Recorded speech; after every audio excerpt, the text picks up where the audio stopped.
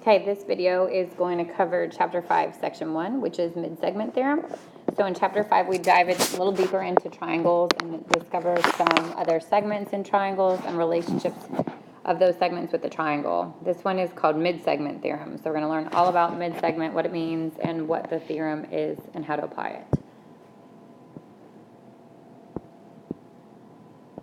Okay, so the definition of a midsegment is a segment that connects the midpoints of two sides of the triangle.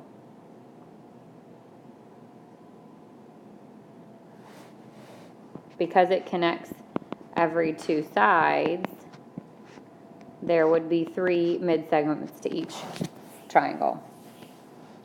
So if I was to construct this, I would have drawn a triangle, I would have measured each side length, find the midpoint,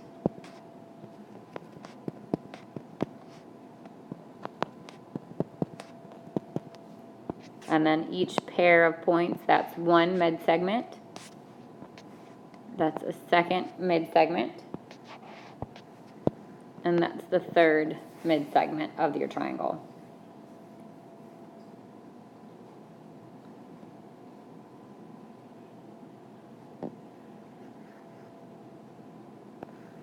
The midsegment theorem says that the segment connecting the midpoints of two sides of a triangle is parallel to the third side and half as long as that side. So every midsegment on a triangle, such as this one, would be parallel to the third side, meaning not the side that it's intersecting. Obviously, it can't be parallel to that one. So in this case, DE would be parallel to AC, and it's half its length.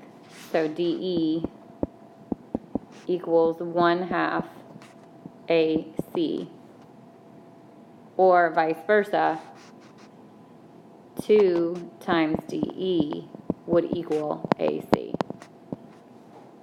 So if you've got the midsegment of a triangle and you've got the side length, let's say this is 10, then I know this is half of it, which would be 5. And vice versa, if you knew the midsegment length was 5, then you could say that the side length is 10.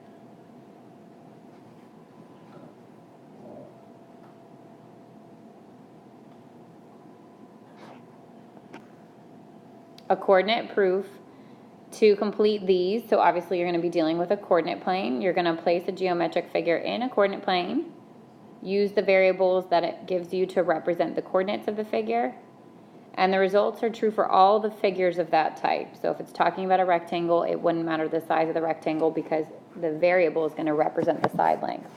So you'll see an example of these. It'll make a little bit more sense when we get there. But just know you're still dealing with shapes in a coordinate plane.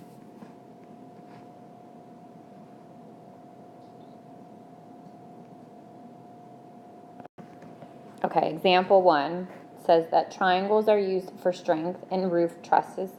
In the diagram, UV and VW are midsegments of triangle SRT. Find UV and RS.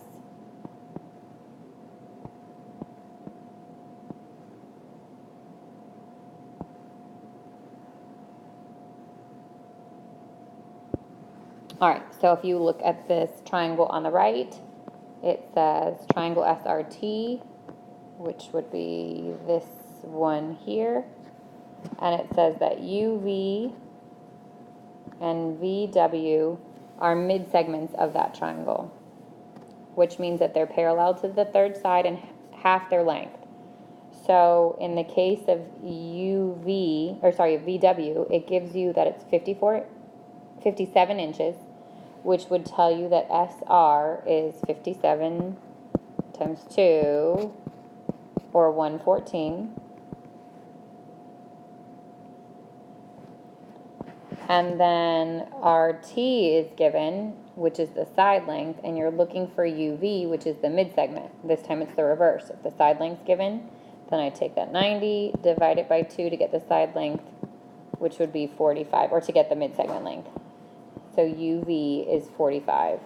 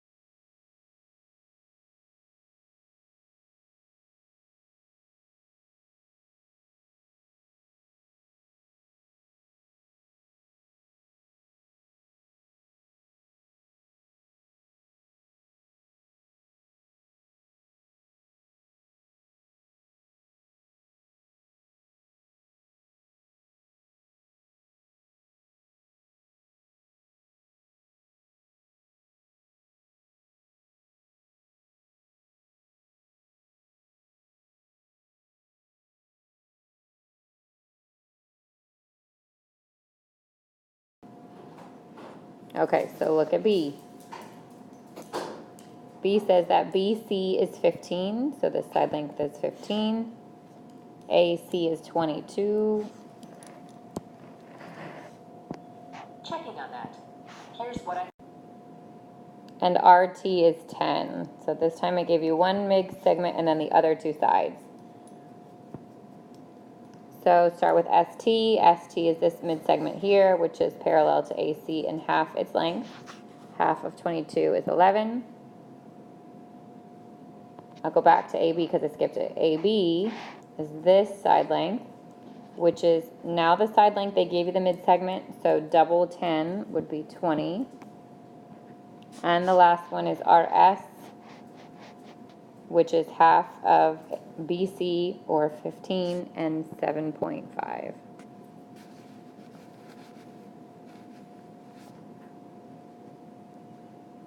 Okay, now let's work through C.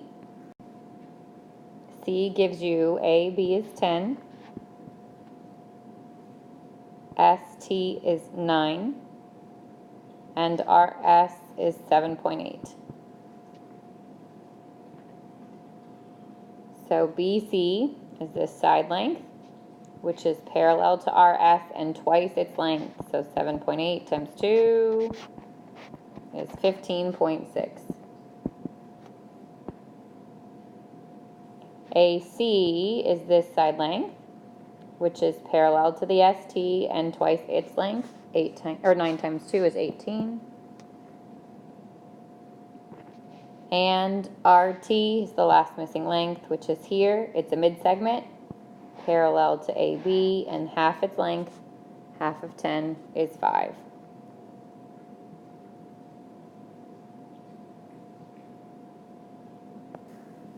Okay, this last example, which is example 3, is your coordinate problem. So it says place a rectangle in a coordinate plane.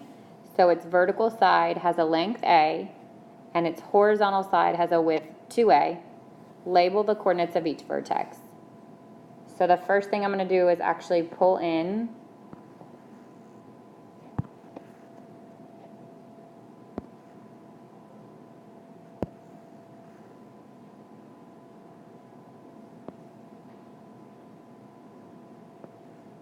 my coordinate grid.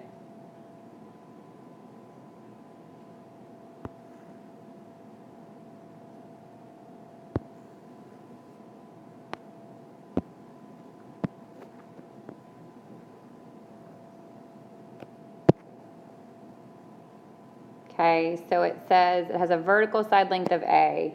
So I'm going to start at 0, 0, and I'm going to say the vertical side length is A. And I can make this anything I want. I don't even need these little numbers here.